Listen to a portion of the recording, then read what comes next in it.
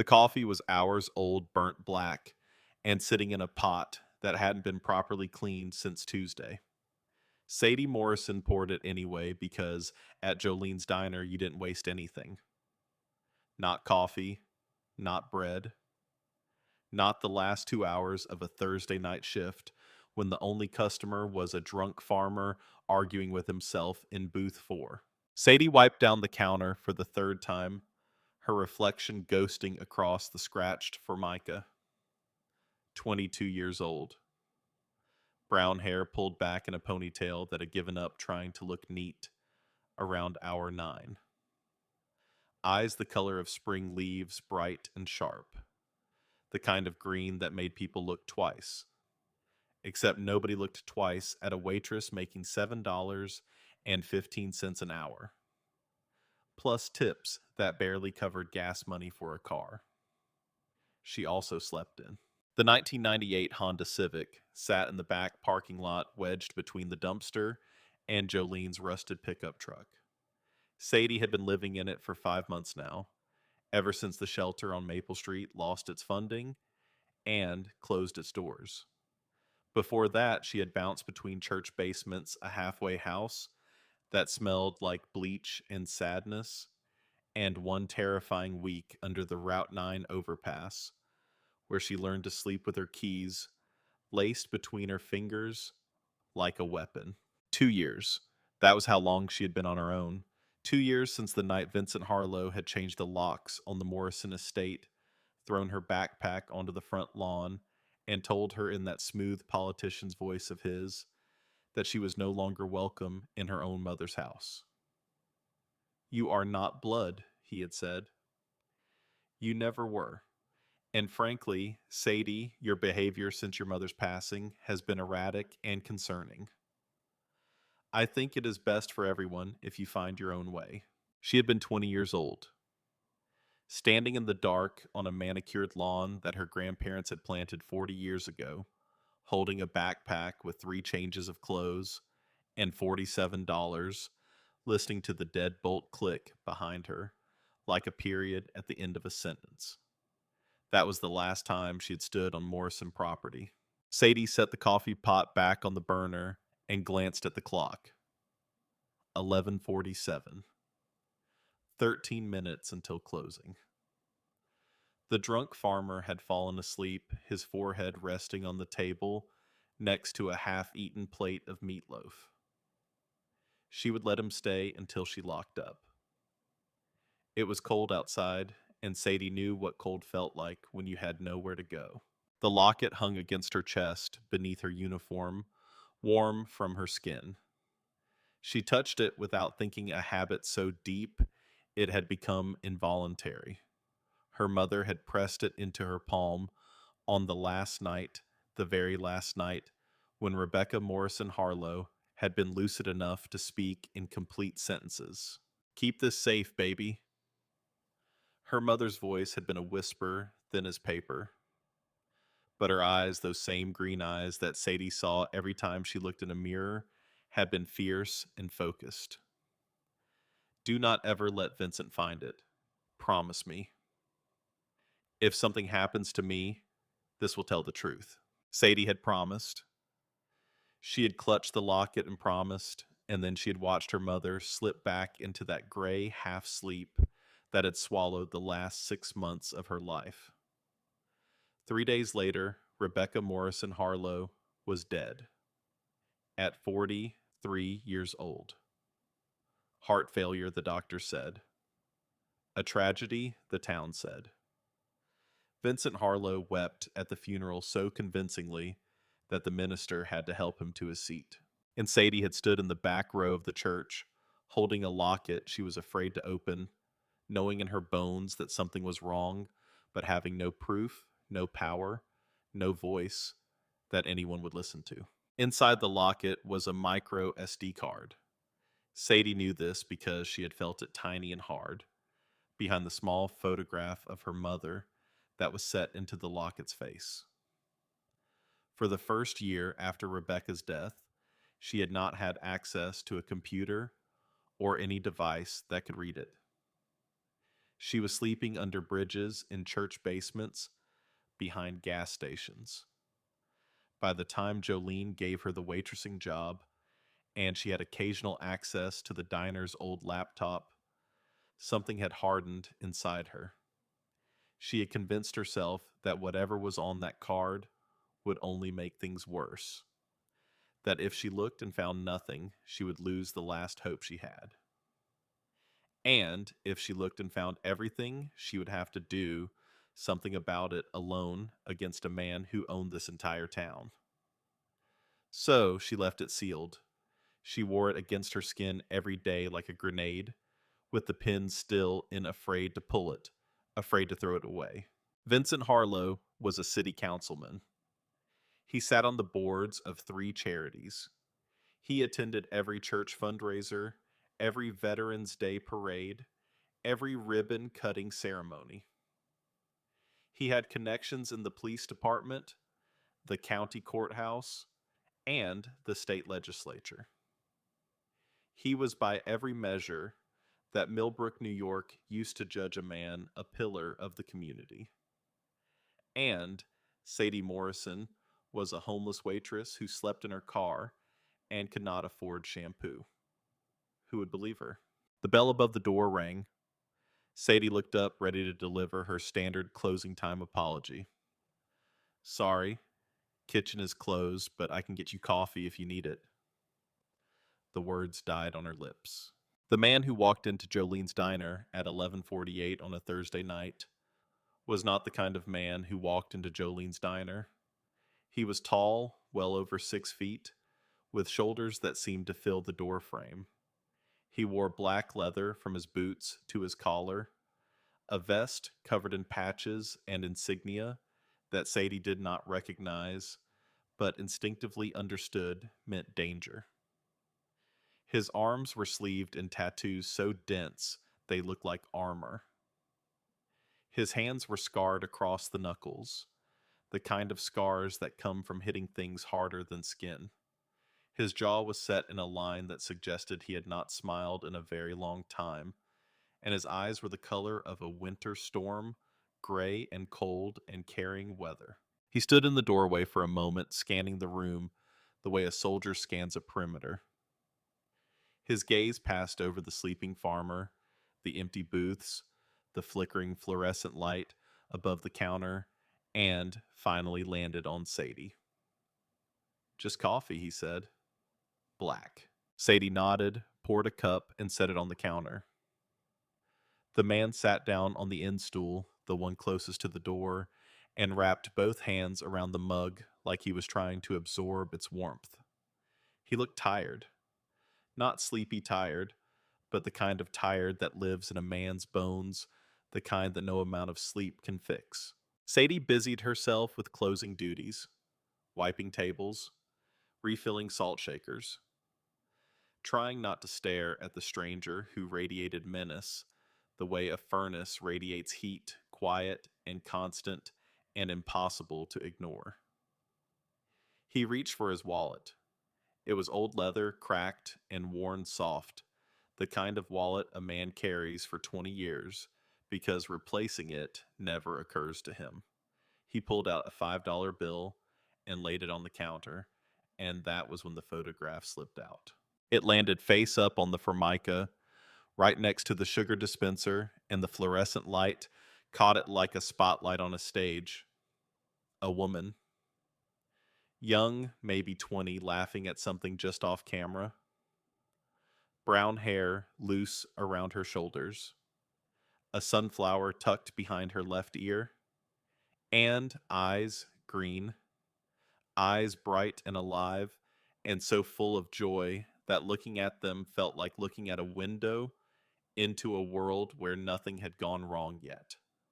Sadie's hand stopped mid-wipe. Her breath left her body. She knew that face. She knew it better than she knew her own, because she had studied it in photographs her entire life. Photographs that had grown fewer and fewer as Vincent systematically erased Rebecca Morrison from her own house after her death.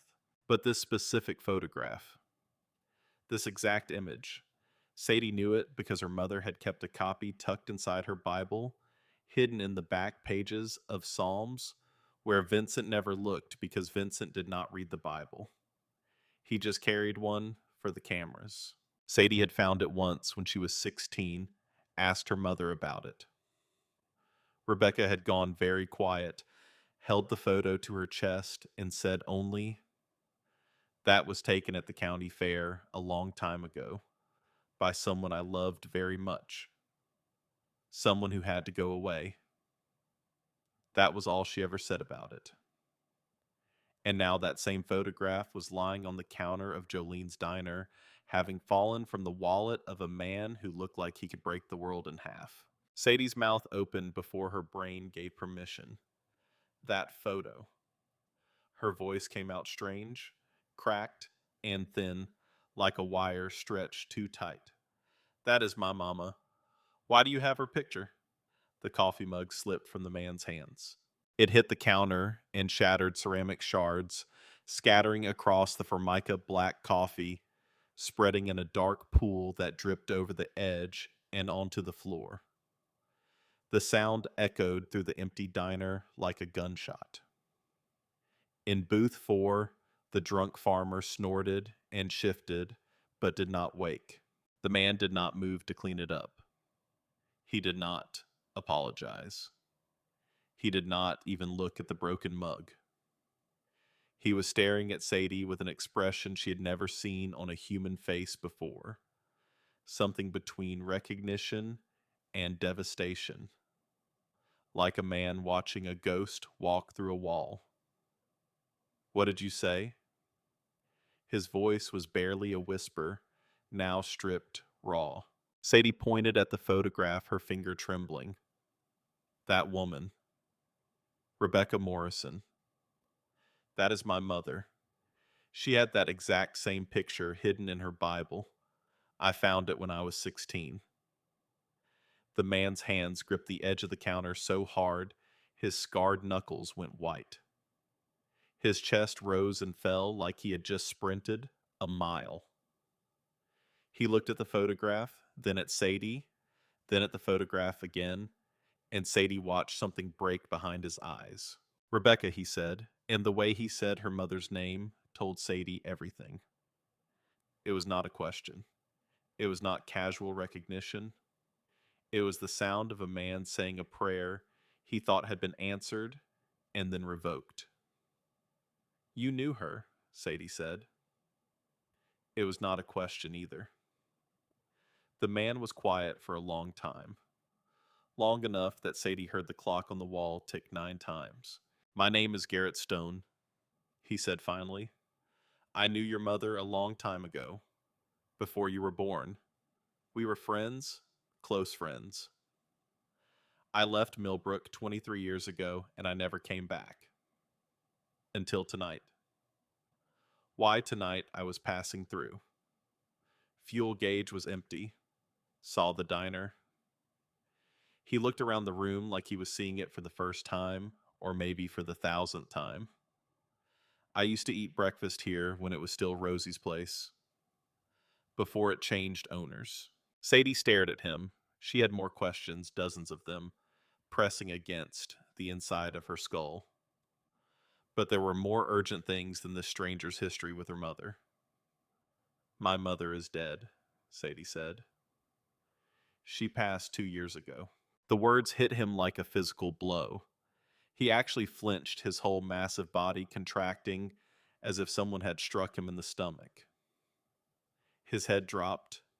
His hands came up and covered his face, and, for a moment, the most dangerous-looking man Sadie had ever seen sat on a diner stool and fought a war with himself that she could not see but could feel radiating off him like heat from an engine. "How," he said through his hands. "They said heart failure." Sadie's voice was flat, the way it always got when she talked about this. She had learned to flatten it because if she let the emotion in it, would eat her alive. They said it was natural causes. The doctors signed the paperwork. Vincent organized a beautiful funeral. Everyone said what a devoted husband he was. Garrett's hands came down. His eyes were red but dry. He was not a man who cried in front of strangers, Sadie could tell, but he was close. Closer than he had probably been in years. Vincent, he said. Vincent Harlow. He married my mother about 10 years ago when I was 12. Sadie sat down on the stool next to him, suddenly too tired to stand. He seemed nice at first. Brought flowers. Took us to restaurants. Mom had been alone for a long time, and she was lonely. I think she wanted to believe someone could be good to her again. And he was not good to her. It was not a question, and Sadie noticed that. This man, this stranger, had heard one sentence about Vincent Harlow and already understood. He was good to her in public, Sadie said. At home, he was different. Controlling. Cold. Everything had to be his way. And then about 2 years before she died, Mom started getting sick. Headaches, nausea, dizzy spells. The doctors ran tests and could not figure it out. Vincent was so attentive, so worried. He brought her special tea every morning, a blend he said would help her feel better. Sadie stopped. She had never said this next part out loud. Not to anyone.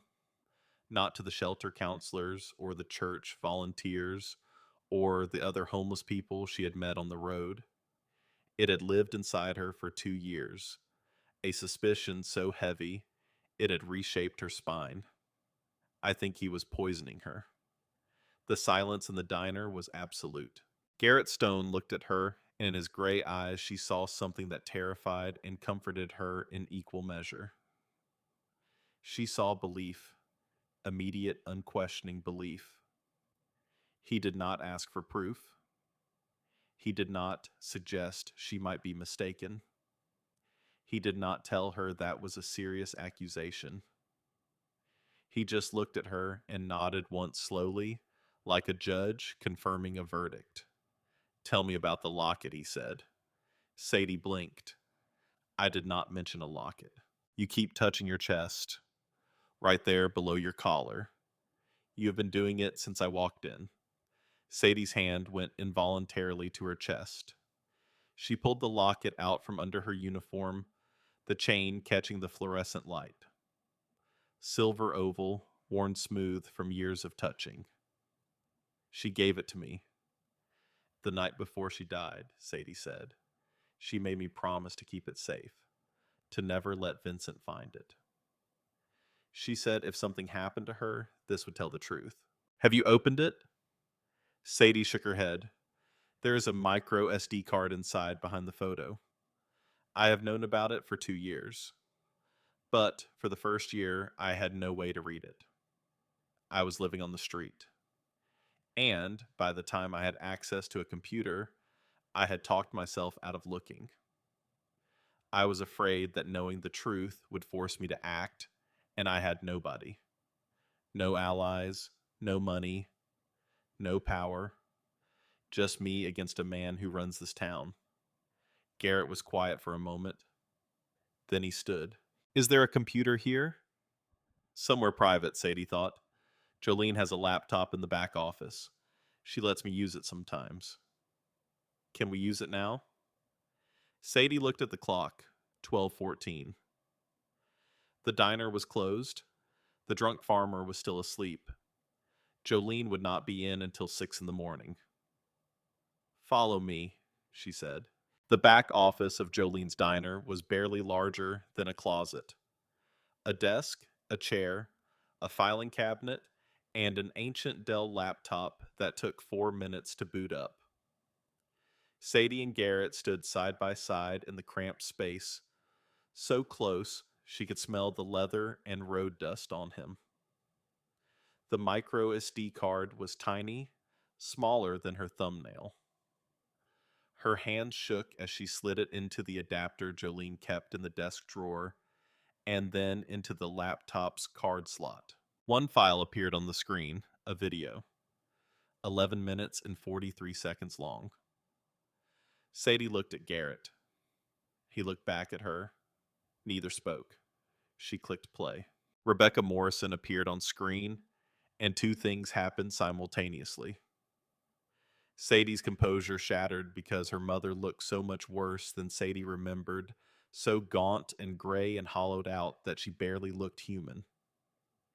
And beside her, Garrett Stone made a sound, a small, involuntary sound like something essential inside him had just cracked. The woman on the screen was dying. That was obvious. Her skin was waxy, her cheeks sunken, her hair thin and brittle.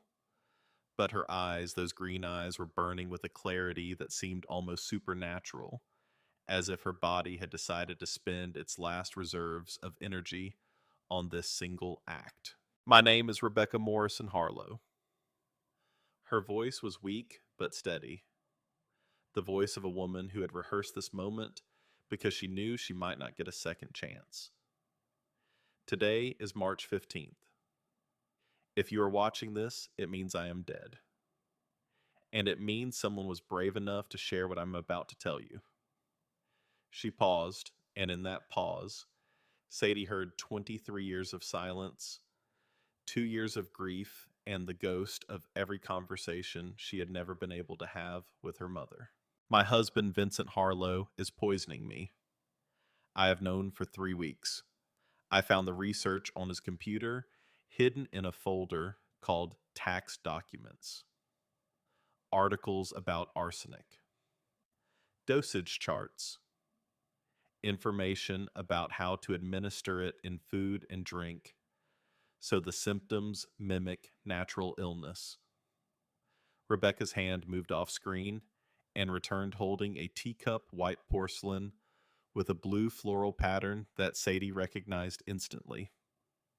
It was from her grandmother's china set. This is the tea Vincent brings me every morning at 7:15. He is very insistent that I drink it. He watches until I finish at least half the cup. He washes the cup himself afterward. He never lets anyone else touch it. Last week, I pretended to drink it and poured it down the sink when he left the room. That night was the first night in 6 months I did not wake up vomiting. The video cut to a different clip. Kitchen footage clearly shot from a phone hidden somewhere low, maybe tucked behind the toaster. It showed a man in a dress shirt, his back to the camera, standing at the counter. He opened a cabinet above the refrigerator, the high one that Rebecca could not reach, even on a step stool, and pulled out a small brown bottle. Carefully glancing over his shoulder toward the door, he measured drops into the blue floral teapot. 1, 2, 3, 4, 5 drops. Then he replaced the bottle, closed the cabinet, and carried the teapot out of frame with the easy smile of a man bringing his wife breakfast. Sadie's stomach lurched. The video returned to Rebecca's face. She was crying now, tears running down cheeks that had no color left in them. I have tried to get help. I wrote a letter to Chief Tom Braddock at the Millbrook Police Department. I gave it to him personally at his office 6 weeks ago. I told him everything. I showed him the research I found on Vincent's computer. I begged him to investigate. Rebecca wiped her eyes with the back of a hand that was mostly bone. Chief Braddock called Vincent that same afternoon. I know because Vincent came home and stood over my bed and told me that if I ever tried something like that again, I would never see my daughter. He said he had friends in family court who could have Sadie declared a ward of the state. He said no one would ever believe a sick, confused woman over a respected city councilman. She looked directly into the camera. He was right. No one believed me. The local police are his friends. The local judges play golf with him. I am trapped in this house with the man who is killing me, and no one in this town will lift a finger to stop him. Rebecca drew a long, shaking breath. But I did one more thing. I wrote another letter this time to the state police, to a detective whose name I found in a newspaper article about cold cases. I do not know if she received it. I do not know if she will act on it. But I had to try. She leaned closer to the camera. There is something else, something bigger than just me. Vincent has been running a charity called the Harlow Community Trust for the past 8 years. He raises money from retirees and elderly residents, people on fixed incomes, people who trust him because he sits next to them in church.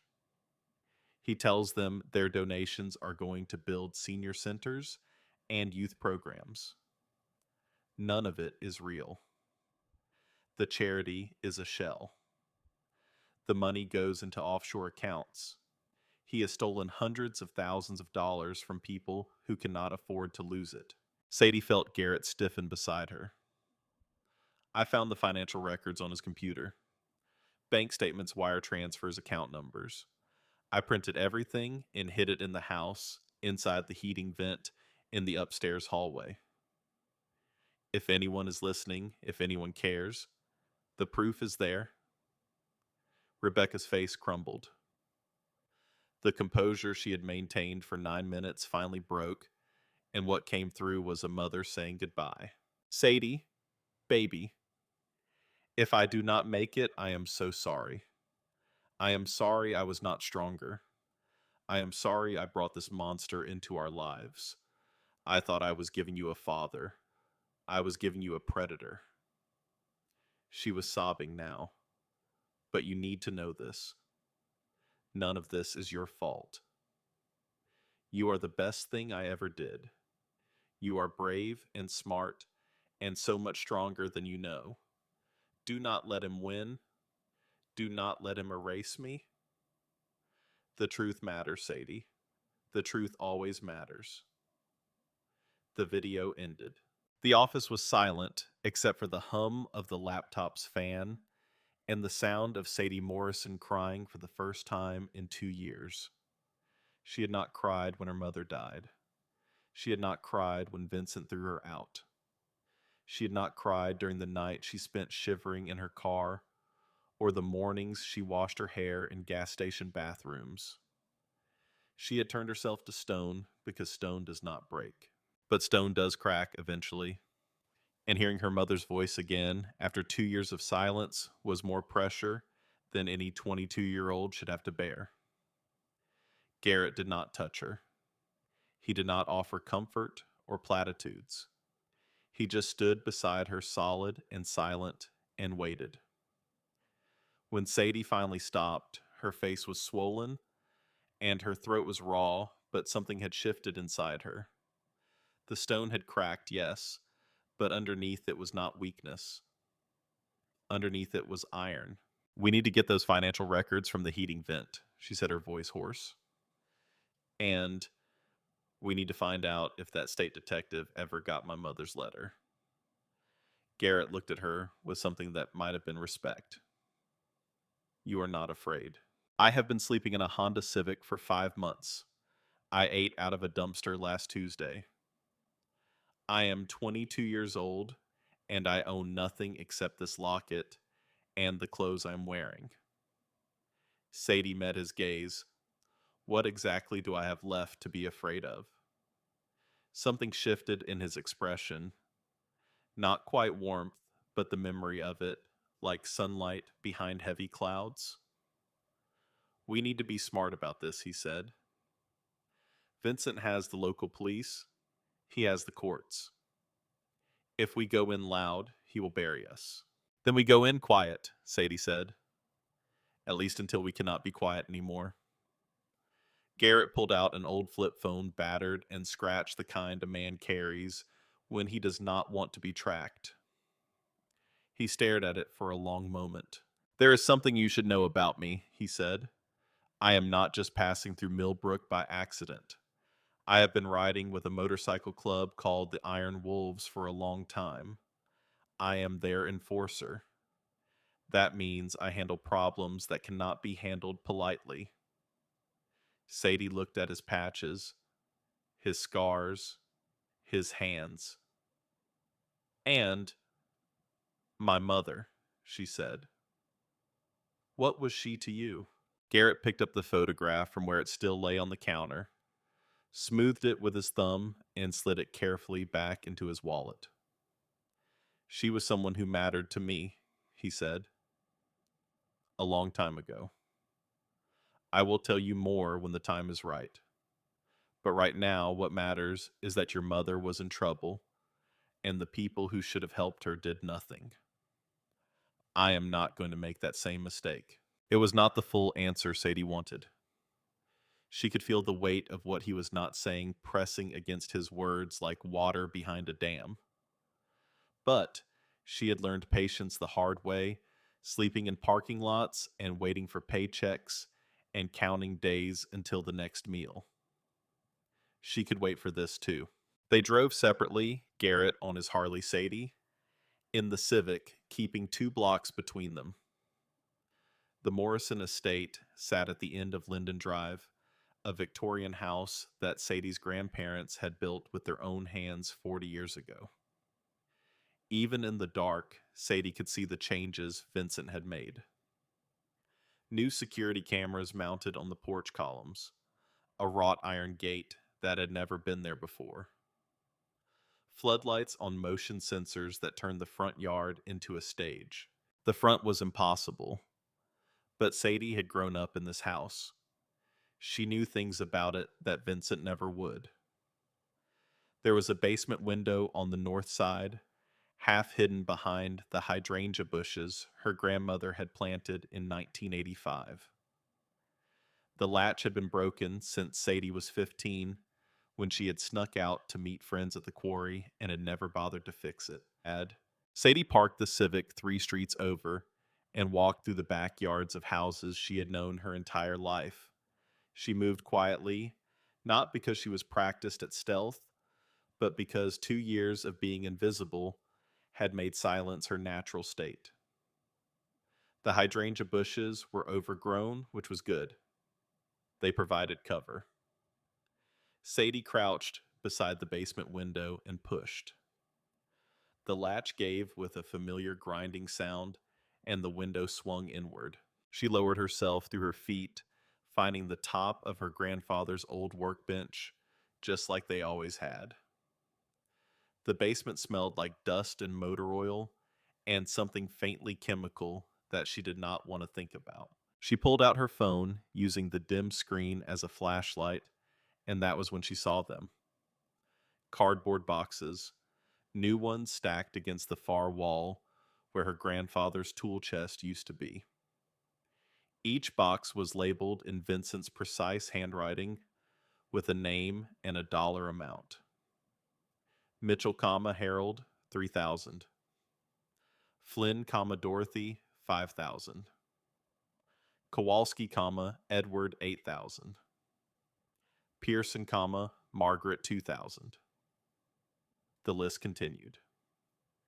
Box after box, name after name, each one representing a person Vincent had convinced to hand over money they could not afford to lose. Sadie recognized the names. These were Jolene's regulars. Harold Mitchell, who always ordered 2 eggs over easy and left a $1.50 tip. Dorothy Flynn, who came in every Tuesday and Thursday because the diner was the only place she talked to other human beings. Ed Kowalski, who wore his VFW cap every single day and called Sadie sweetheart in a way that was grandfatherly and kind. She took photographs, every box, every name, every dollar amount. Her hands were shaking, but her phone was steady because some things are more important than fear. Then she navigated upstairs. The house was dark and quiet. Vincent was asleep at the far end of the second floor hallway. She moved toward the heating vent 4 feet off the ground, covered by a decorative brass grate her grandmother had picked out in 1989. There were the scratch marks on the brass, fresh ones. Someone had opened this vent recently. Sadie pulled the grate open and reached inside. The space where a manila envelope should have been the one her mother had described in the video was empty. He had found the financial records and destroyed them, but her mother had mentioned something else: the bottle. The small brown bottle Vincent kept in the cabinet above the refrigerator. Sadie moved to the kitchen. She pulled a chair over carefully, one leg at a time, and climbed up. The cabinet was full of things no one ever used: a fondue set still in its box, a punch bowl from a party 10 years ago, and, behind them, pushed to the very back, a small brown bottle with no label. She picked it up. It was half full of clear liquid. Hidden in a cabinet that required a chair to reach behind items that had not been moved in years, in exactly the spot Rebecca had described in her video. Later, when she thought about it, she would realize why he kept it. Vincent was not careless. He was arrogant. He had kept the bottle the way a hunter keeps a trophy, tucked away in a private place, a reminder of what he had gotten away with. Or perhaps, and this thought made her stomach turn, he was keeping it because he was not finished using it. She slid it into her jacket pocket and climbed down. A light turned on upstairs. Sadie froze. Footsteps above her, the heavy tread of a man walking from the bedroom toward the bathroom. Running water. She moved. Fast now, silence abandoned for speed. Down the basement stairs, across the workbench, and out through the window. She crashed through the hydrangeas, scratching her arms and face, and ran through the dark backyards until she reached the Civic. Garrett was leaning against his Harley, arms crossed. "You got something," he said. Sadie pulled the bottle from her pocket, holding it up in the streetlight. "He kept the poison," she said, breathing hard. 2 years later. Exactly where my mother described. She caught her breath. "The financial records are gone. He destroyed them. But I found something else in the basement. Boxes. Dozens of them. Each one labeled with a name and a dollar amount. His charity victims. He is keeping records of every person he stole, from organized like inventory." Garrett took the bottle, carefully wrapping it in a bandana from his pocket. "We need to get this tested," he said. "Chain of custody. If this goes to trial, it needs to be airtight." Sadie leaned against the Civic, her adrenaline crashing. "And we need to find that state detective my mother wrote to. If she exists, if she got the letter, she might already be building a case." Garrett pulled out his flip phone and made a call. The conversation was short. When he hung up, he nodded. "My president. A man named Marcus Hammer Payne. He is going to find that detective. The Iron Wolves have contacts most people would not believe. He will have a name by morning." He paused. "There is something else. Vincent is hosting a campaign gala on Saturday night at the Morrison Estate. Big fundraiser. 200 guests. State senators. Major donors. Media." Sadie felt a spark of something she had not felt in 2 years. It might have been hope. It might have been rage. Sometimes they were the same thing. "We crash the gala," she said. "We do more than crash it. We bring the truth. Your mother's video, the bottle, everything. We play it in front of every camera and every donor and every politician who has ever shaken that man's hand." Sadie looked at this man, the stranger, who had walked into her diner and upended her entire life. She should have been cautious, but her mother had kept his photograph for 23 years, hidden in the pages of Psalms where she kept the things that mattered most. "Okay," Sadie said.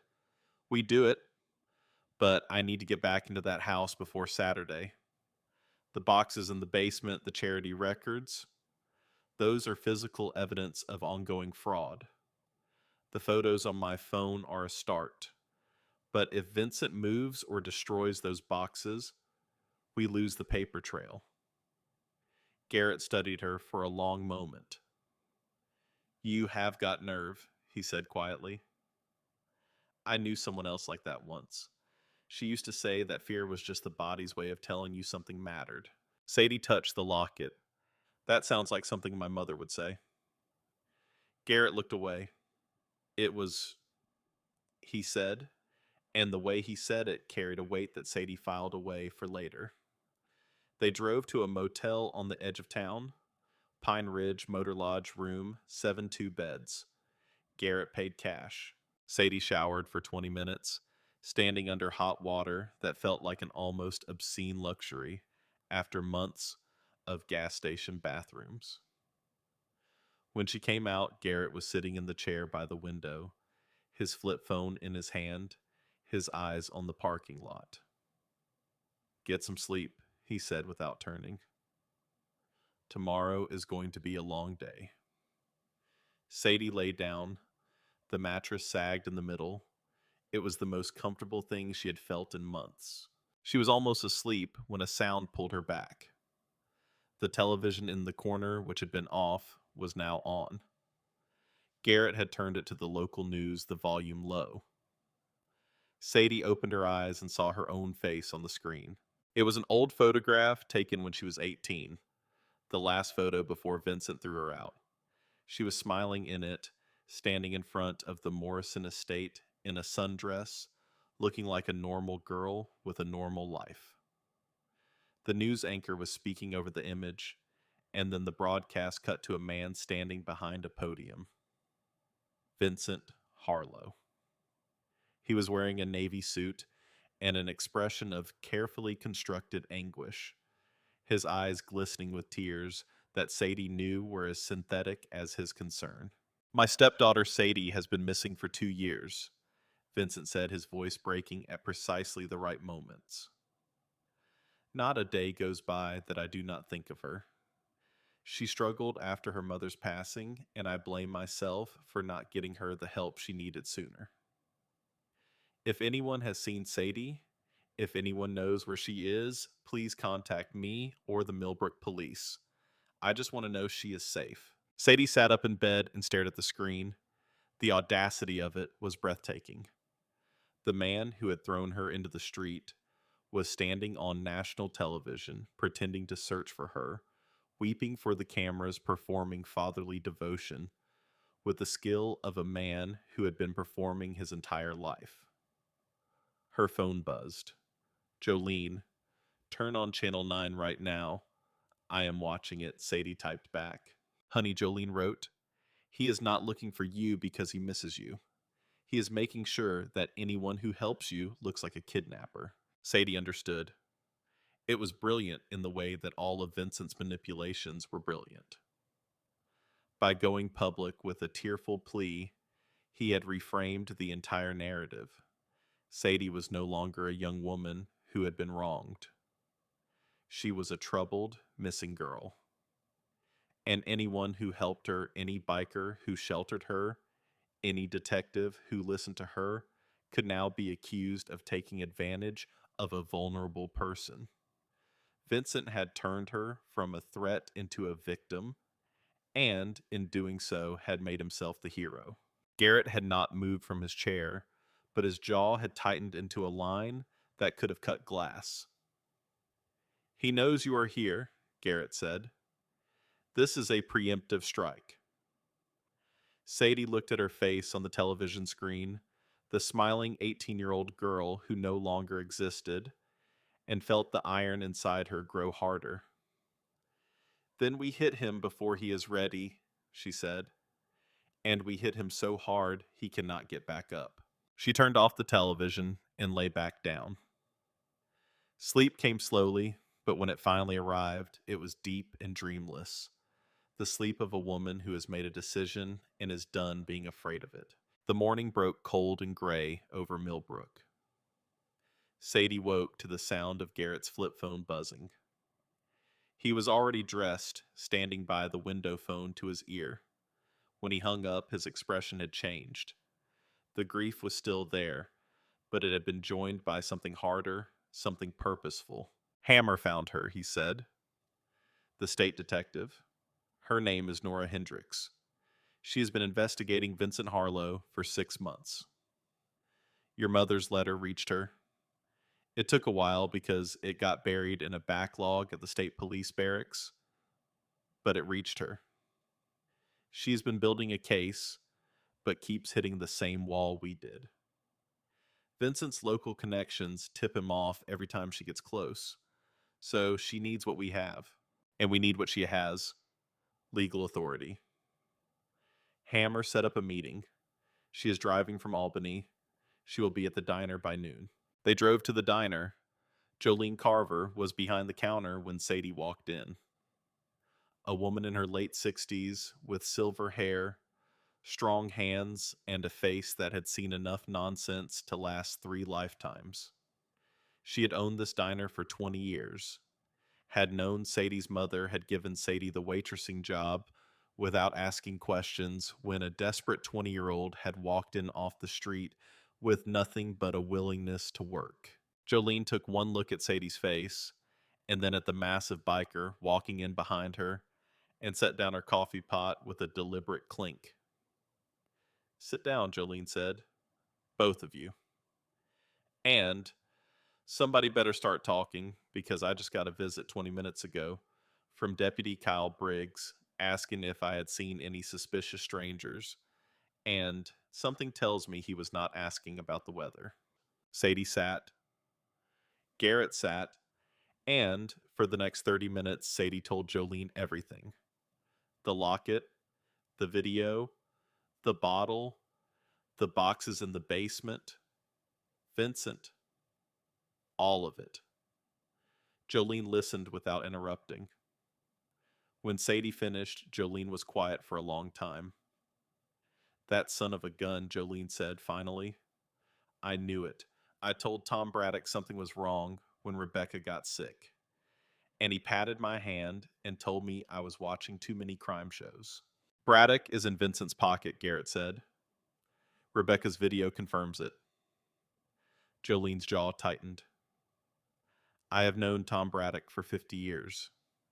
And he looked me in the eye and lied to me while a woman was being murdered.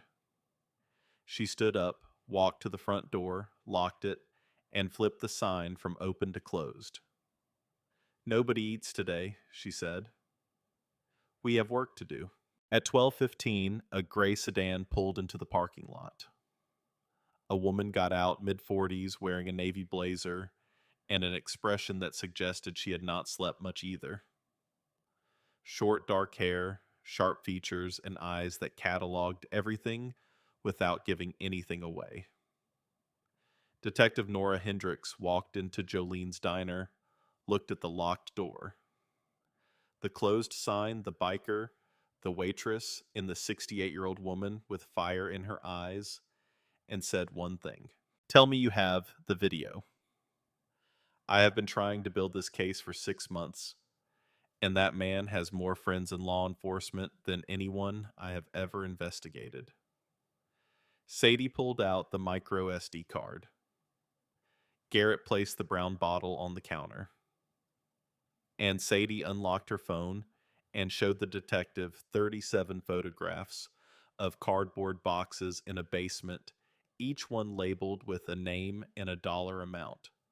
Nora Hendricks looked at the photographs for a long time. Then she looked at Sadie. You broke into his house and took these. I walked into my mother's house, Sadie said. There is a difference. Nora almost smiled. Then she sat down, pulled out a legal pad, and they got to work. The plan took shape over Jolene's good coffee, the kind she only made for people she trusted. Nora would send the bottle to the state crime lab for analysis and contact the United States Attorney's Office about the charity fraud, which crossed state lines and made it federal. Garrett would call in the Iron Wolves. The gala was Saturday night. They had 36 hours. Jolene volunteered something that made the entire room go still. I know 11 people in this town who gave money to Vincent's charity, she said. Retirees. widows, veterans on fixed incomes. Harold Mitchell gave $3,000 from his pension. Dorothy Flynn gave $5,000 from her husband's life insurance. Ed Kowalski gave his entire savings, $8,000, because Vincent told him it was going to build a veterans memorial. None of them know the money is gone, Jolene continued. But if you need real people to stand up in front of that crowd and say, "This man stole from me," I can have them there. I can have them there Saturday night, Jolene Sadie said. Are you sure if this goes wrong, Vincent will come after you too?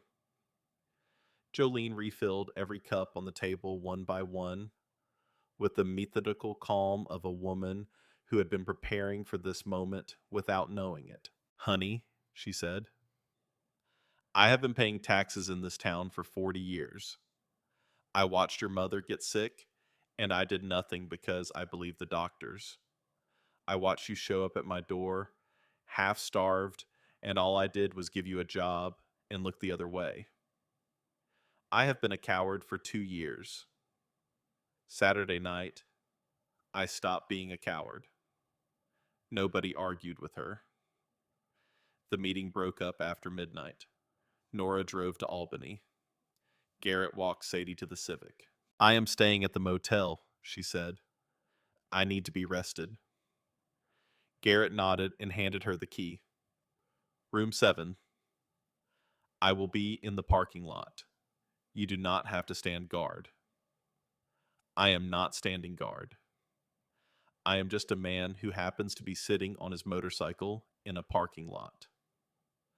The corner of his mouth moved barely the closest thing to softness she had seen on his face since he walked into the diner. Sadie drove to the motel, showered, and lay down. Her phone buzzed, a text from a number she did not recognize. You should stop now while you still can. He knows you are here. He knows what you have. Walk away and you live a normal life. Stay and you will regret it. Sadie stared at the screen. Then she typed 3 words and hit send. Watch me try. She turned off the phone and slept. Friday morning. Sadie woke at 6, dressed, and drove to the diner. Jolene was already there, and she was not alone. Sitting at the counter were 3 elderly people Sadie recognized as regulars. Harold Mitchell, 81 retired postal worker, who always ordered 2 eggs over easy and left a $1.50 tip, even though Sadie knew he could barely afford it. Dorothy Flynn, 77, a widow, who came in every Tuesday and Thursday because the diner was the only place she talked to other human beings. And Ed Kowalski, 84, a Korean War veteran who wore his VFW cap every single day. Jolene had told them everything. Harold spoke first. He folded his hands on the counter with careful deliberation. I gave that man $3,000 from my pension. He showed me drawings for a community garden. He shook my hand and called me sir. Harold's hands tightened. I eat canned soup 4 nights a week because I cannot afford groceries. And that money is sitting in some bank account in the Caribbean. Dorothy was crying. Quiet, dignified tears. Frank left me that money, she said. My husband of 42 years. He worked at the mill his whole life, so we would have something when he was gone. And I gave 5,000 of it to a charity that does not exist. Ed Kowalski did not cry. He sat very straight the way a soldier sits and looked at Sadie with eyes that had seen combat. What do you need from us? He asked. Sadie sat on the stool next to him. I need you to come to the gala tomorrow night, she said. I need you to stand up and tell them what Vincent did to you. Not because I asked you to, because the truth matters and you deserve to tell it. Ed nodded once, crisp the nod of a man who has received orders he agrees with. What time? 8:30. I will be there at 8. Harold and Dorothy exchanged a look. the kind that passes between old people who have learned that courage is not the absence of fear, but the decision that something else is more important. We will be there too, Harold said. By noon, Jolene had contacted 8 more people, 11 total. All said yes. At 2 in the afternoon, Garrett's flip phone rang. He answered, listened for 30 seconds, and his face went dark. He hung up and turned to Sadie. Hammer just got word, he said. Deputy Briggs is on his way here with 3 officers. Vincent filed a report claiming you are mentally unstable and that I am holding you against your will. They are coming to arrest me for kidnapping. The blood left Sadie's face. How long? 20 minutes, maybe less. Sadie's mind raced. Vincent was using the system like a weapon exactly as he had done to Rebecca. Filing reports, making calls, turning the machinery of law enforcement against the people who threatened him. If Garrett was arrested, the Iron Wolves would lose their enforcer, the plan would collapse, and Vincent would have proof for his narrative. The dangerous biker kidnapped the troubled girl. Case closed. What do we do? She asked. Garrett was already moving. He pulled on his jacket and walked toward the door. If I run, it confirms his story. I have to stay and let them take me. No. Sadie stepped in front of him. If they take you, Vincent wins. He isolates me, removes my protection, and spins the whole thing as proof that I am delusional. Then you need to make sure they do not take me. Sadie looked at him, then she looked at Jolene, who was standing behind the counter with her arms crossed and murder in her eyes. Then she looked at the door. Deputy Briggs's cruiser pulled into the parking lot at 2:23. 3 more cruisers followed. Briggs stepped out, adjusting his belt, his hand resting on his holster with the casual confidence of a man who had the law on his side and knew it. He walked through the store and stopped when he saw Sadie standing in the middle of the diner, arms at her sides, chin raised. Miss Morrison, Briggs said, "We have received a report that you are being held here against your will by a member of a criminal organization. I need you to step outside with me so we can—" "I am here by my own free will," Sadie said. Her voice was clear and level and carried to every corner of the room. "I am 22 years old. I am not mentally ill. I am not being coerced. And the man sitting at that counter is not holding me captive. He bought a cup of coffee. That is not a crime." Briggs's jaw tightened. "Ma'am, Councilman Harlow has filed a formal report. We have an obligation to investigate." "Then investigate," Sadie said. "Ask me questions. I will answer every one. But you are not arresting anyone in this diner today because no crime has been committed." Briggs looked at Garrett, who sat perfectly still on his stool, his hands flat on the counter, visible, unthreatening, and radiating a stillness that was more unsettling than any gesture of aggression could have been. He looked at Jolene, who was holding her coffee pot like a weapon. He looked at his fellow officers who were standing in the doorway, with expressions that said they had not signed up for this. Briggs hesitated. And, in that hesitation, Sadie pulled out her phone and called Detective Nora Hendricks. The conversation lasted 90 seconds. Sadie handed the phone to Briggs. "It is for you," she said. "State Police." Whatever Nora said to Kyle Briggs, it was enough. His face went through several colors, none of them healthy. He handed the phone back to Sadie, turned to his officers, and said 3 words. "We are leaving." The cruisers pulled out of the parking lot at 2:31. Sadie watched them go, her hand shaking so badly she had to grip the counter to keep them still. Garrett looked at her from his stool. He had not moved during the entire encounter, had not stood, had not raised his voice, had not clenched his fists. He had let Sadie handle it, and she had. You just faced down 4 armed officers with a phone call and a steady voice. He said, I have been facing down worse than that for 2 years, Sadie said. At least Briggs had the decency to hesitate. At 4 in the afternoon, Nora called back. The bottle contains arsenic trioxide, she said. Same compound found in commercial rat poison, refined and diluted for oral administration. Combined with the video and the chain of custody documentation, I have enough for an arrest warrant. Signed by a federal judge 30 minutes ago. Can you arrest him before the gala? Sadie asked. I could, Nora said.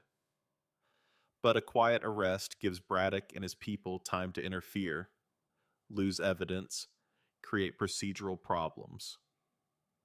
If we do this publicly, in front of cameras with federal agents present, there is no room for interference.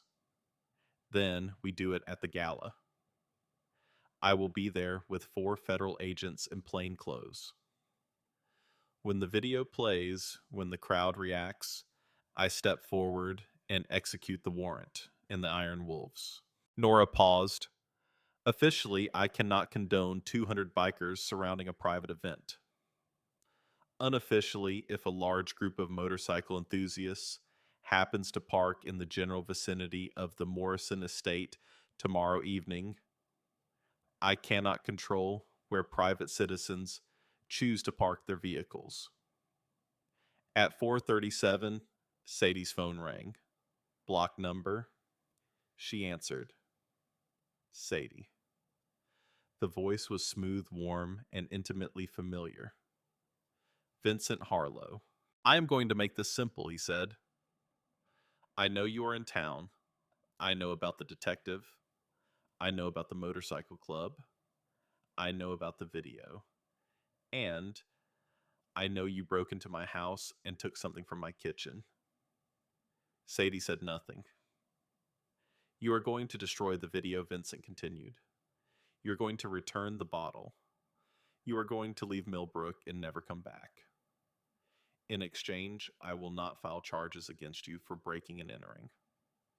And if I say no, then I will go on television and tell the entire state that I am the victim of a deranged young woman and a dangerous biker gang who have fabricated evidence. I will produce experts who will testify the video is a deepfake. I will produce character witnesses who will swear you have a history of mental instability. By tomorrow morning, you will not be the brave daughter seeking justice. You will be the crazy, homeless girl who tried to frame the kindest man in Millbrook. You killed my mother, Sadie said. Your mother died of heart failure. The death certificate is signed. This is a settled matter. Then why are you calling me if it is settled, if you have nothing to worry about? Why call a crazy homeless girl at 4:30 on a Friday afternoon? Silence. I will see you tomorrow night, Vincent. And she hung up. Her phone buzzed again almost immediately. Another block number. A text this time. I know where you sleep. I know the Honda Civic. I know the parking lot behind the diner. You are making a mistake. You will not survive. Sadie stared at the message. Then she forwarded it to Nora Hendricks and deleted the thread. Garrett had been watching her through the window. When she came back inside, he did not ask what the call was about. He could read it on her face. Hammer found something else, Garrett said. His voice was controlled, but Sadie could hear the strain beneath it.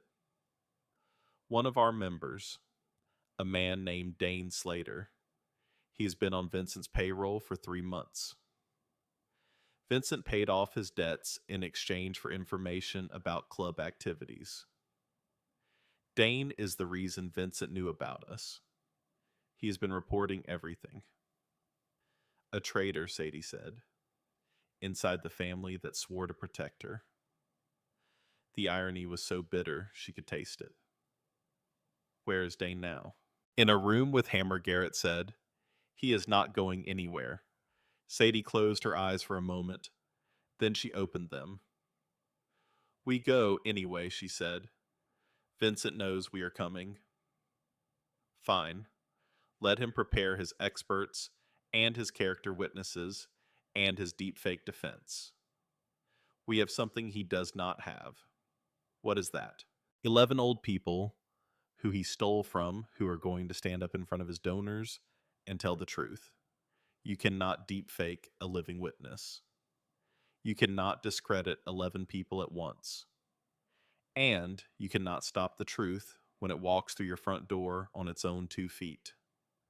Garrett looked at her for a long moment. Then he picked up his phone and called Hammer. The Iron Wolves arrived at sundown like a storm rolling in from the west. Sadie heard them before she saw them, a low rumble that vibrated through the floor of Jolene's diner and rattled the coffee cups on their hooks.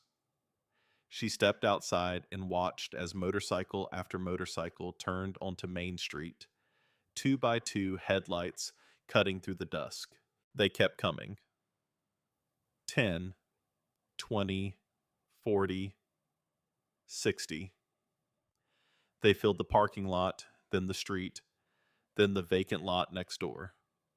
The engines idled in unison, a sound so deep it felt less like noise and more like a heartbeat. At the front of the formation, a man dismounted. He was not as tall as Garrett, but he was wider built, like a vault door, with a silver beard cropped close and hands the size of dinner plates. His vest carried more patches than anyone else's, and across the back, in letters large enough to read from the street, it said President. Marcus Hammer. Payne walked toward the diner with the unhurried confidence of a man who had never once needed to rush. He stopped in front of Garrett, looked him up and down, and pulled him into an embrace that would have crushed a smaller man. Brother Hammer said. His voice was deep enough to register on a seismograph. Boss Garrett said. Thank you for coming. Hammer turned to Sadie. He studied her with the careful cataloging attention of a commander surveying ground before a battle. She has her mother's eyes, Hammer said to Garrett without taking his gaze off Sadie. She has her mother's spine, Garrett said. Maybe more of it. Hammer extended his hand. Sadie took it. His grip was firm, but controlled. Your father told me what happened, Hammer said. What Vincent did. What this town let happen. I want you to hear something clearly. The Iron Wolves do not forget. We do not forgive. And we do not leave family standing alone. Sadie blinked. He called me family. This man who had never met her, who owed her nothing, just called her family. She did not cry. She was done crying. But something shifted in her chest, a weight she had been carrying so long she had forgotten it was there, and she felt it lift. Come inside, she said. We have a lot to talk about. The diner became a war room. Tables pushed together. Maps, photographs, timelines spread across the surface. Garrett at one end with Hammer. Nora, who had driven back from Albany, at the other with her legal pad. Sadie in the middle. She briefed them. The video, the bottle, the charity fraud, the boxes in the basement, Dane's betrayal, Vincent's phone call, the plan. Porter Steele, a former Army signals officer in the Iron Wolves, explained the technical approach. We tap into their AV system. They have a projector and a laptop running Vincent's campaign slideshow. 60 seconds alone with that laptop, and I can cue our video behind his. He hits play. It runs for 30 seconds, then cuts to Rebecca's testimony. What if they cut the power? Battery-powered projector in my saddlebag. Bluetooth speaker in the other one. They would have to to physically destroy every piece of equipment in the room to stop this video from playing. Saturday morning came with sunlight so bright it felt like an accusation. The gala was 12 hours away. Sadie spent the morning at the diner going over every detail one final time. She stopped at the thrift store on Elm Street and bought a dress. Dark blue, simple $10, but it fit. Jolene did her hair in the back of the diner. "You look beautiful," Jolene said. "Your mother would say you look like trouble in a good way." Sadie looked at herself in the bathroom mirror. The girl looking back was thin but not frail, tired but not beaten, scared but not paralyzed. She was wearing a $10 dress and her dead mother's locket, and she was about to walk into a room full of millionaires and tell them the truth. At 7:45, the Iron Wolves gathered at an abandoned gas station 3 miles east of the Morrison estate. 214 riders, the largest mobilization in the club's history. Hammer addressed them from the back of a flatbed truck. "Tonight we ride for justice," he said. "Not street justice, real justice. Legal, public, undeniable. We are not here to break things. We are here to make sure the truth gets heard. Every camera in the county will be watching. The world is going to see who we really are. Ride clean. Ride proud. Ride loud." A roar went up from 200 throats. Sadie rode in Jolene's pickup truck with Jolene behind the wheel and Harold, Dorothy, and Ed in the back seat. Harold wore his best suit, a brown corduroy jacket he had last worn to his wife's funeral. Dorothy wore a navy dress with a white collar. Ed wore his VFW cap and a sport coat with his Korean War pin on the lapel. The other 8 witnesses followed in their own cars. The Morrison estate appeared through the trees at 8:22, lit up like a cathedral. White tents on the lawn, string quartet near the fountain, valets directing luxury cars, 200 guests in tuxedos and gowns arriving to witness the coronation of their favorite son. At 8:23, the rumble reached the estate, low and distant like thunder on the wrong side of the horizon. A few guests looked up. At 8:24, the headlights appeared. 2 by 2, cresting the hill. The rumble grew to a roar, and the roar grew to something beyond sound, something felt in the chest and teeth. The Iron Wolves came up the driveway in perfect formation. Engines, synchronized 200 machines, moving with the slow, inexorable certainty of a tide. They filled the circular driveway, the lawn, the spaces between the white tents. The valets dropped their keys. The string quartet stopped playing. And inside the ballroom, where Vincent Harlow was reviewing his speech with the calm satisfaction of a man who controlled everything, the sound of 200 motorcycles drowned out the champagne and the careful lies, and for the first time in 15 years, something flickered behind his eyes that looked like fear. Sadie stepped out of the truck. She straightened her $10 dress, touched her mother's locket, and looked up at the house where she had been born, where her mother had been murdered, and where in approximately 6 minutes the truth was going to walk through the front door. Garrett appeared beside her. "Ready?" he asked. "No," she said. "But I am going anyway." Something shifted in his expression. Not quite warmth, but close. "Then let us go," he said. They walked toward the front door.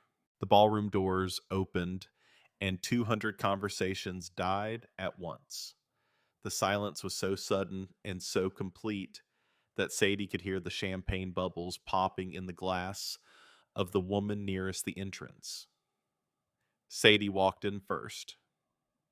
Garrett walked behind her, one step back, one step to the left. Behind them, the open doors framed the driveway, filled with motorcycles' headlights blazing a wall of sound and light. Every eye in the room found Sadie. She was aware of how she must look. A young woman in a cheap blue dress, too thin with calloused hands and a locket on a tarnished chain, flanked by a man in black leather whose presence had caused 3 security guards to take involuntary steps backward. Vincent Harlow stood at the podium, his speech notes in his hand, his smile frozen on his face. Smile frozen on. Ladies and gentlemen, Vincent said, his voice cutting through the silence with practiced authority. I apologize for the disruption. It appears we have some uninvited guests. Security is handling the situation. He gestured to the security team. 2 men in blazers started moving towards Sadie and Garrett. They stopped when they saw Garrett's face, which carried the specific kind of calm that experienced men recognize as the calm before something very bad happens.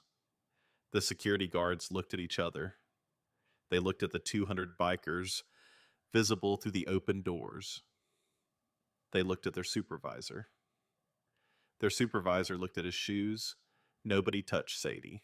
She walked to the center of the ballroom. The crowd parted for her the way crowds part for things they do not understand, but instinctively respect. Her shoes made small sounds on the marble floor that her grandmother had chosen 40 years ago. My name is Sadie Morrison, she said, and her voice carried to every corner without a microphone, not because she was shouting, but because every person in that room had stopped breathing. My mother was Rebecca Morrison.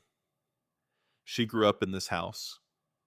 Her parents built it with their own hands. She inherited it when they passed, and she loved it. This was her home. 2 years ago, my mother died in this house. The official cause was heart failure. The death certificate was signed by a doctor who played golf with her husband. The funeral was arranged by a man who wept so convincingly that the minister had to hold him up. And 2 weeks after the burial, that same man changed the locks, threw me out with nothing, and told the town I had run away because I was troubled. Vincent's smile was gone. In its place was the face beneath the mask, the one Rebecca had described in her video. This young woman is clearly unwell, Vincent said, stepping out from behind the podium. She has been estranged from our family for 2 years. I have tried repeatedly to reach out, but she has unfortunately fallen in with dangerous people who have filled her head with conspiracy theories. He gestured toward Garrett. This man is a member of a criminal motorcycle gang. He and his associates have been stalking me. I have already filed a report with the police. Deputy Kyle Briggs appeared in the side doorway, his hand on his holster. 2 more officers flanked him. They had been positioned in advance. Sadie felt the room tilting. Vincent was doing exactly what he had promised, controlling the narrative, making her the villain. Then she heard Porter Steele's voice through the small earpiece Garrett had given her. Systems ready. Say the word. Sadie did not say the word. Not yet, because she had changed the plan. In the hours before the gala, she had been thinking about something her mother said.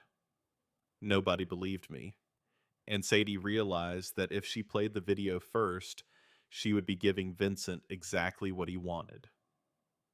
A piece of technology to attack, a recording to dismiss as fabricated. The video was evidence, but evidence without context was data, and data could be spun. What could not be spun was a human being looking into your eyes and telling the truth. I know what I look like to you, Sadie said to the crowd. I know what he is telling you.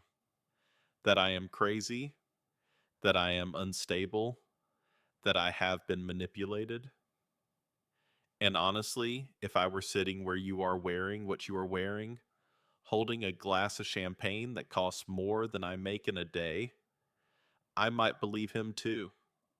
He is very convincing. That is how he gets away with it. The room was still. I am going to tell you a story, not a long one. It is about a woman who fell in love with the wrong man. She was lonely. She had been alone for a long time, raising a daughter by herself. And then this charming, successful man walked into her life and told her everything she wanted to hear. Sadie's voice cracked on the word everything, but she did not stop. For the first few years, it was fine. And then my mother started getting sick. Headaches, nausea, dizziness. The doctors could not explain it. Vincent was so worried, so attentive. He brought her special tea every morning. He held her hand at the hospital. He was the perfect husband. She paused. The tea was poisoned. Arsenic. 5 drops every morning in a blue teapot that belonged to my grandmother. He measured it out in the kitchen when nobody was watching. My mother figured it out 3 weeks before she died. She tried to tell the police. Chief Braddock called Vincent that same day. She was dying, being murdered in her own home, and the one person she asked for help warned her killer. A murmur rippled through the crowd. A woman in pearls pressed her hand to her mouth. My mother was not stupid. Sadie continued. She was not hysterical. She was a woman trapped with a man who was killing her, surrounded by a system that protected him. So she did the only thing she could. She recorded everything. She filmed him measuring the poison. She documented her symptoms. She made a dying declaration and hid it in a locket that she gave me on her last night alive. Sadie pulled the locket out and held it up. The overhead lights caught the tarnished silver.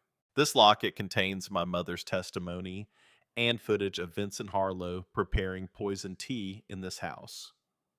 It has been authenticated by forensic experts and reviewed by a state police detective. It is not a deep fake. It is a dying woman telling the truth. Vincent's face had gone from composure to something approaching panic. But he was a man who had spent 15 years fighting for control. This is absurd, he said louder now, competing for the room's attention. I loved Rebecca. I cared for her through a terrible illness. And now her daughter, who has been living on the streets, who has been exploited by criminals, comes into my home with accusations and a piece of jewelry. This is not a courtroom. Security, please escort this woman out. The security guards took a step forward. Garrett took a step forward too. And then Ed Kowalski stood up. He had been sitting in the third row, his VFW cap on his head, his Korean War pin on his lapel, waiting. He stood slowly but straight the way a soldier stands, and when he spoke, his voice had the parade ground clarity of a man who had given orders under fire. I would like to say something. The room turned to him. My name is Edward Kowalski. I have lived in Millbrook for 61 years. I served in Korea with the 2nd Infantry Division. And 3 years ago, I gave my entire savings, $8,000, to the Harlow Community Trust because Councilman Harlow told me it was going to build a veterans memorial. Ed pulled a receipt from his jacket. There is no veterans memorial. There never was. And when I asked about it, he told me the project was delayed. I accepted that because I trusted him. Because I am an old man and I believe that a man who shook my hand at church every Sunday would not steal from a veteran. Ed looked at Vincent. I was wrong. Before Vincent could respond, Dorothy Flynn stood. Then Harold Mitchell. Then Margaret Pearson, 73, who had given $2,000. Then Walter Boone, 79, who had given $1,500. One by one, 11 elderly residents of Millbrook rose to their feet and told the same story. A donation made in trust, a promise broken, money gone. The ballroom was no longer listening to Vincent. Vincent turned to Briggs. Kyle, get them out. All of them. Briggs hesitated. 3 news crews were recording. A reporter from Channel 9 was live streaming on her phone. Kyle Briggs had been willing to cover for Vincent in the shadows. He was not willing to do it on camera. Sir Briggs said carefully, I think we should discuss this privately. Now, Kyle. Briggs did not move, and Sadie said the word. Play it. The projection screen flickered, and then Rebecca Morrison's voice filled the ballroom. Her testimony amplified to reach 200 people who had never heard it before. She spoke of poison. She spoke of tea. She spoke of a husband who smiled while he measured death into a blue teapot every morning. And then the kitchen footage played Vincent, measuring drops from the brown bottle, glancing over his shoulder, his face clearly visible, unmistakable, undeniable. Vincent lunged for the AV table. 2 Iron Wolves members stepped into his path. They did not touch him. They did not threaten. They just stood there, immovable. When Rebecca's testimony ended, the silence lasted 4 seconds. Then a woman screamed. Then everyone started talking at once. Then Detective Nora Hendricks walked through the main entrance, with 4 federal agents flanking her holding a document with a blue seal. Vincent Harlow, Nora said, her voice cutting through the chaos with the precision of a scalpel. You are under arrest for the murder of Rebecca Morrison Harlow, for wire fraud, embezzlement, and 14 counts of theft by deception targeting elderly victims. You have the right to remain silent. I strongly suggest you use it. Vincent's legs buckled. He caught himself on the podium. This is not over, he said. My lawyers will destroy this case. That video is fabricated. Nora tilted her head. We recovered a bottle from your kitchen cabinet containing arsenic trioxide. Your burner phone is being examined by our forensic technology unit. And the offshore accounts you thought were hidden, the shell companies in Delaware, Nevada, and the Caymans, we have been tracking them for 4 months. She stepped closer. Every wire transfer, every deposit, every dollar you stole from the people in this room. 2 federal agents stepped forward with handcuffs. The click of the metal closing around Vincent Harlow's wrists was the loudest sound Sadie Morrison had ever heard. As they led him toward the door, he passed within 3 feet of Sadie. He stopped. Why, he said. His voice was stripped of everything. You could have taken the deal. You could have walked away. Why? Sadie looked at the man who had married her mother and poisoned her tea and thrown her into the streets and stolen money from old people who trusted him and slept soundly every night in a house that was never his. Because my mama asked me to, Sadie said. And she waited 23 years for someone to listen. The agents led him out. The cameras followed. 200 Iron Wolves sat on their motorcycles in the driveway, engines silent now, and watched him go. Nobody cheered. A woman was dead. Old people had been robbed. A young woman had spent 2 years sleeping in a car. This was not a celebration. It was a reckoning. And reckonings are not celebrations. They are the moment when the bill comes due and everyone realizes how much has been lost. Sadie stood in the ballroom for a long time after Vincent was gone. The crowd had mostly emptied. The news crews were outside filing reports. By morning, the story would be everywhere. Jolene found her first. She walked across the empty ballroom and pulled Sadie into an embrace that smelled like coffee grounds and ivory soap and something Sadie recognized after a moment as safety. "You did good," baby Jolene said. "You did so good." Sadie leaned into her, this woman who had given her a job without questions, and fed her breakfast every morning and closed her diner and recruited an army of old people and driven a rusty pickup truck full of witnesses to a party she had not been invited to. "Thank you," Sadie whispered, "for everything. For 2 years of everything." "You do not thank family," Jolene said. "You just show up for them." Garrett found her next.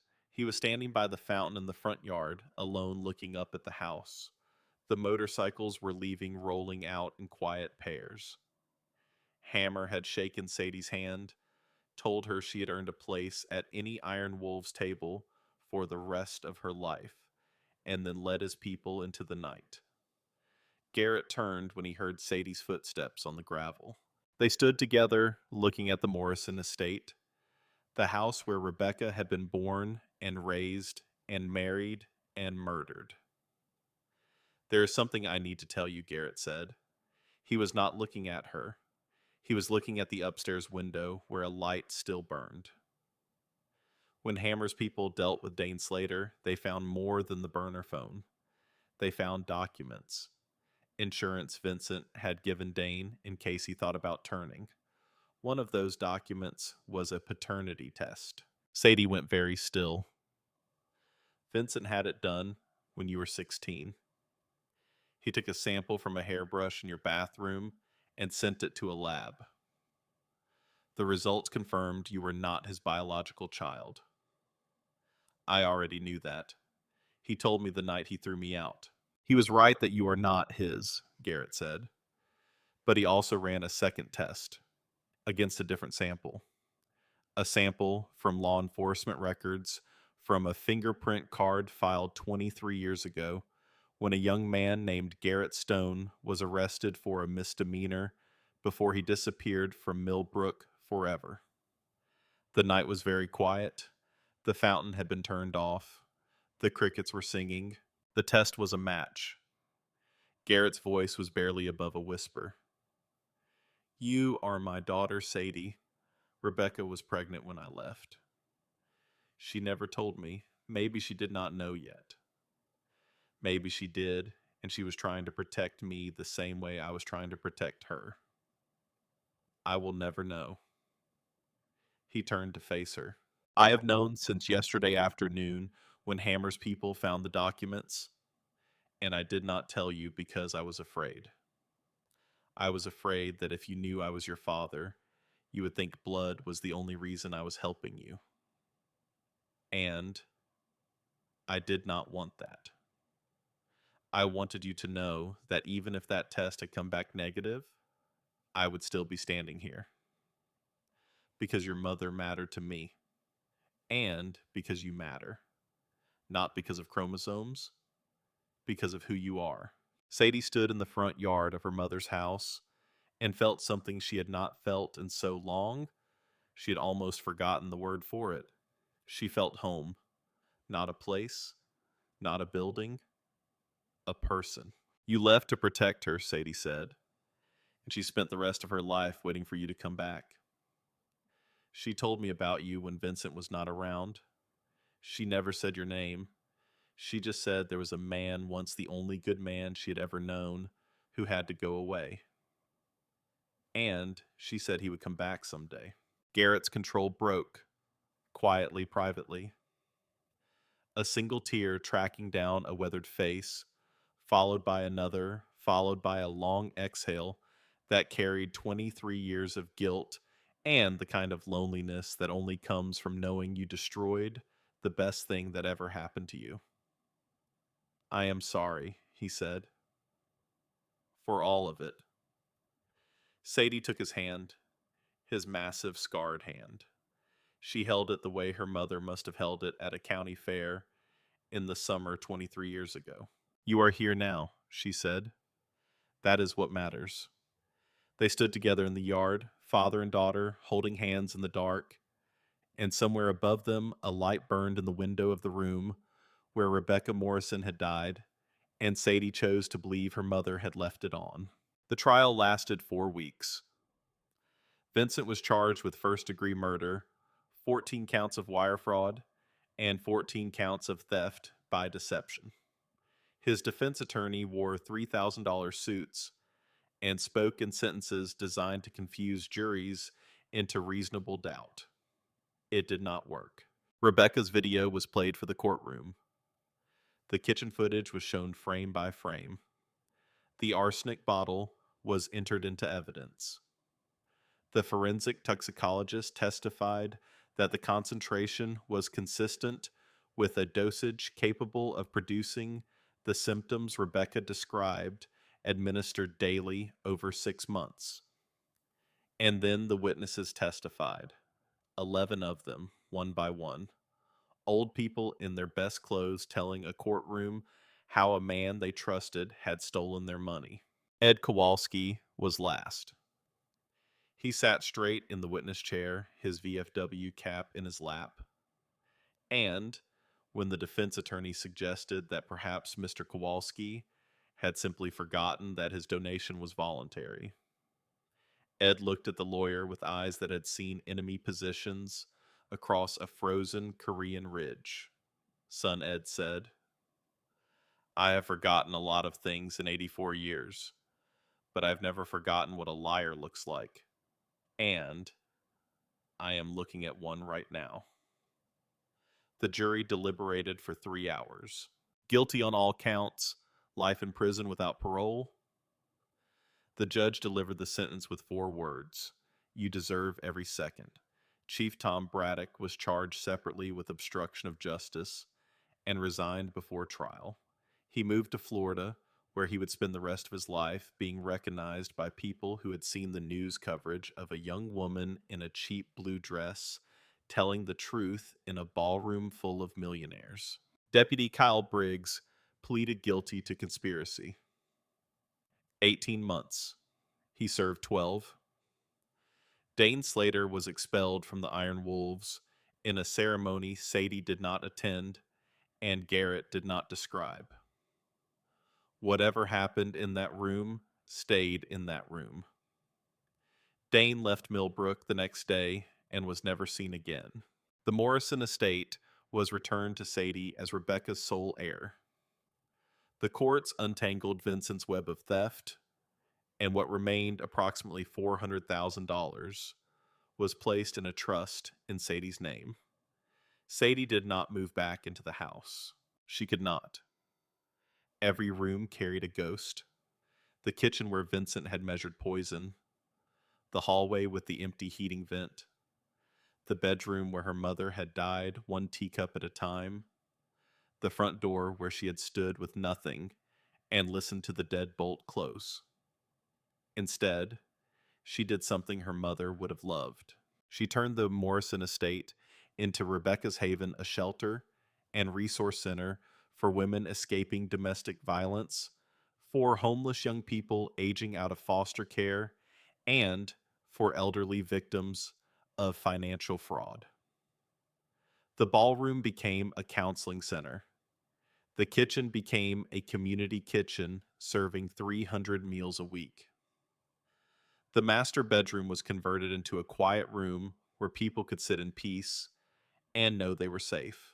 Jolene Carver was appointed director of operations.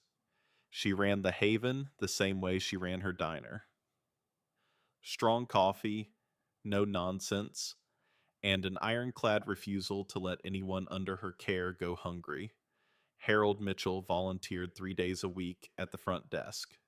Dorothy Flynn ran the Thursday Knitting Circle, which became so popular there was a waiting list. Ed Kowalski organized a veteran support group every Tuesday in the library. The 11 witnesses became the Haven's founding board of advisors. Their photographs hung in the front hallway right where Vincent's campaign posters had been. 6 months after the trial, Sadie's grandmother came home. Cora Morrison, 78 years old, had been traveling in Europe when Rebecca died. She returned for the trial, devastated by what she learned. The reconciliation was not easy. Hard conversations, tears, silences that stretched for hours, but honest conversations, which was more than either of them had had in a long time. Cora moved into the old gardener's cottage on the Haven's grounds. She tended the memorial garden Sadie had planted behind the main house, a quiet space with flowering trees, stone benches, and a granite monument engraved with her daughter's name. And Sadie. She moved into the apartment above Garrett's garage, 20 miles outside Millbrook, in a small town called Cedar Falls. The apartment had one bedroom, a kitchen the size of a closet, and a bathroom where the hot water took 4 minutes. But it was warm, it was safe. And downstairs every morning, she could hear her father working on motorcycles, the clank of wrenches, and the low murmur of a man talking to engines the way other men talk to dogs. They were learning each other, slowly, carefully. Garrett was not a natural father. He did not know how to give advice or have the kind of conversations that families have over breakfast. He burned pancakes. He forgot groceries. He once washed laundry with motor oil on his hands and turned everything gray. But he showed up. Every morning, without fail, he was there. And for Sadie, who had spent 2 years learning that most people do not show up, that was everything. One year after the gala, Sadie stood in the memorial garden at Rebecca's Haven. The trees were blooming. The fountain was running. 300 people had come for the anniversary celebration. Donors, volunteers, families, the Haven had helped. The Iron Wolves sent 20 riders who spent the afternoon setting up chairs and carrying trays and playing with children from the family shelter. Sadie wore a leather vest over her dress, custom made, given to her by Hammer. The patch on the back read Iron Wolves Family. The vote had been unanimous. She stood at the podium, the same podium where Vincent had spoken about family values, and looked out at the crowd. 1 year ago, she said, I was sleeping in a car behind a diner, eating leftovers and counting coins. I had nothing. No home, no family, no hope. I had a locket with a truth inside it that I was too scared to look at because I thought nobody would listen. I thought people like me did not get justice. We just got forgotten. She paused. In the front row, Garrett sat with Jolene on one side and Cora on the other. Ed sat behind them in his VFW cap. I was wrong, Sadie said. The truth does matter, but it does not matter by itself. It matters because people choose to stand up for it. My mother chose when she recorded that video, even though she was dying.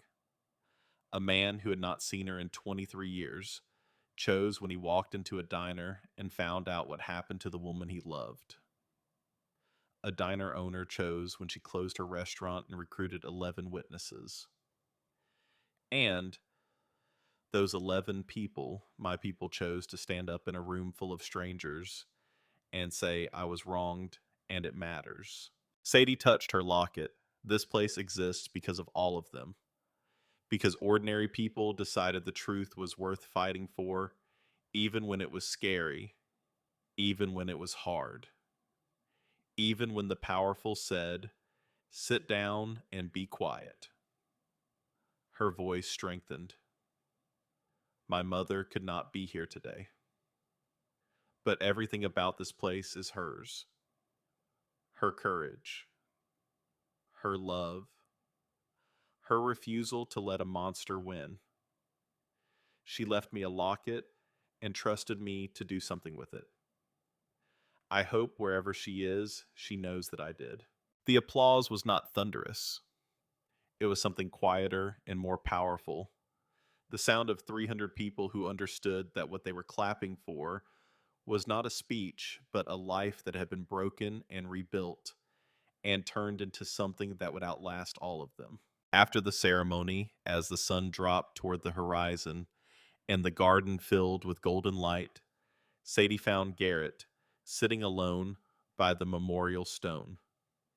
He had a habit of finding quiet corners at loud events, still not entirely comfortable with the idea that he was allowed to be part of something good.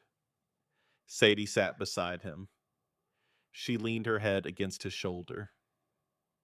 "Do you think she knows?" Sadie asked. "About us? About all of this?" Garrett looked at the stone. Rebecca Morrison, beloved mother. The truth always matters. "I think she knew before we did," he said. They sat together in the garden as the light changed, and the guests departed, and the haven settled into its evening quiet. Inside, Jolene was organizing tomorrow's meals. Cora was watering her windowsill plants, Ed was finishing a chess game with Harold in the library, and somewhere in a maximum security prison 300 miles away, Vincent Harlow sat in a cell the size of a closet, wearing an orange jumpsuit that cost less than the pocket square he used to carry, staring at a concrete wall and understanding for the first time that the truth was not whatever he said it was. The truth was a young woman in a $10 dress who refused to be silent. The truth was 11 old people who stood up when it mattered. The truth was a biker who came home too late, but came home anyway. And the truth was a mother who loved her daughter enough to leave a light on in the window even after she was gone, so that one day when the darkness lifted, her daughter could find her way back. Sadie walked to the memorial stone and placed her hand on her mother's name, carved in granite warm from the afternoon sun. "We got him, Mama," she whispered. "We won." Then she walked back to her father, took his hand, and together they went home.